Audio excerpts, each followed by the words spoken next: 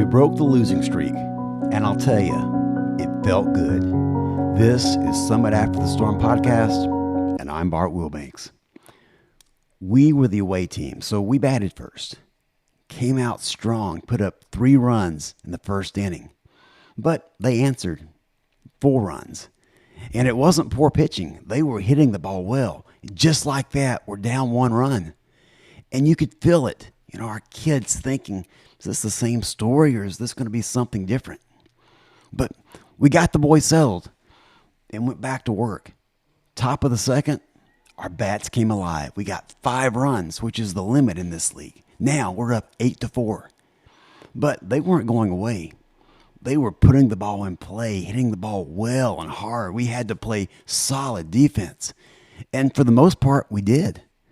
But even playing well, they fought back. They put 4 runs up in the second. And we're tied 8-8 after 2.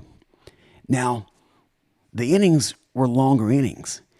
And at that point, we knew the time limit was going to expire in the 3rd inning. This was it. We needed at least 1 run to give ourselves a chance to win the game. And boy, did our kids deliver. We put up 5 runs in the 3rd. Now we're up 13-8. And we know worst case, we're going to tie this game. But that's not what we wanted. We wanted to win. The parents of our kids wanted to win. And our kids deserved it. They had played too hard to leave that game with a tie. Now, I haven't said this yet, but throughout the game, there was a lot going on that really pushed the limits of what I and most of the parents on our team and other coaches consider sportsmanship. The other team was pushing that line, interfering with runners, trying to steal easy outs by trying to hide the ball in games like that. A lot of things were going on that just didn't feel like clean baseball. After the plays are over and even during plays, there was dancing, taunting, trying to get in the kid's head. And I'll tell you this, our boys saw it and they didn't respond. They stayed composed. They stayed focused.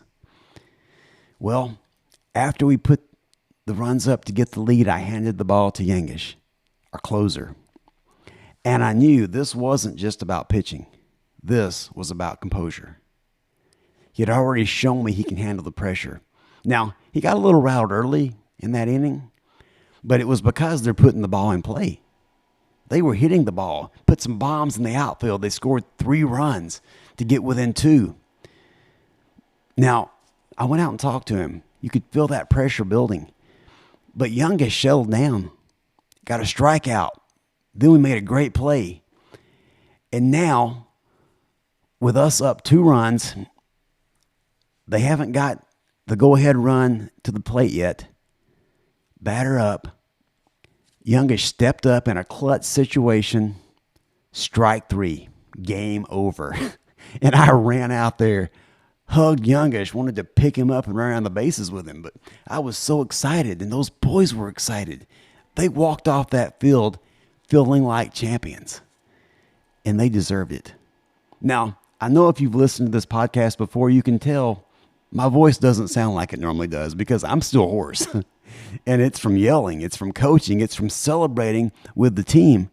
And it was worth it. Final score, 13-11. But that doesn't tell the story because this game was about more than the score. What stood out to me was the hitting. Unreal.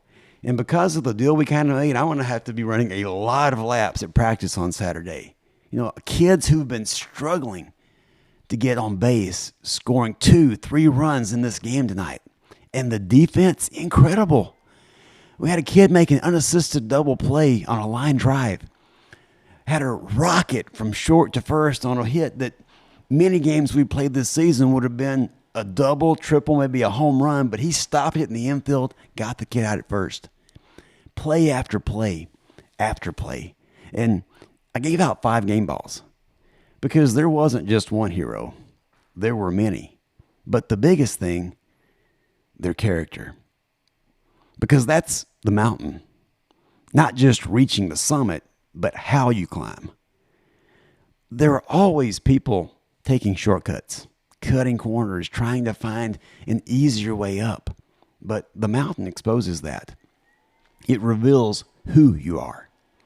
And the ones who climb the right way, they're the ones who make it. Galatians 6:9 says, "Let us not grow weary in doing good." Because here's the truth. It's easy to stay composed when things are going your way. But real character, it shows up when things aren't. When you're losing. When someone's pushing you. When you're being tested. When you got a big losing streak that you feel, and some kids were at the point where they didn't know if we could win a game. But in those moments, you have to make a choice. You can either match the chaos or you can rise above it. And maybe that's where you are right now. Things haven't gone your way. You've been tested, maybe even tempted to respond the wrong way. But don't. Stay steady. Stay disciplined. Because doing it the right way always pays off. We broke the losing streak, but more importantly, we showed who we are. And that is the kind of win that lasts. If this resonated with you, follow the podcast on Spotify, Amazon, Apple Music, YouTube, whatever platform you're listening on. Like, follow, share with someone who just might need to hear this. And you can learn more about my book and about this movement at summitafterstorm.com. And until next time, keep climbing. Poly poly.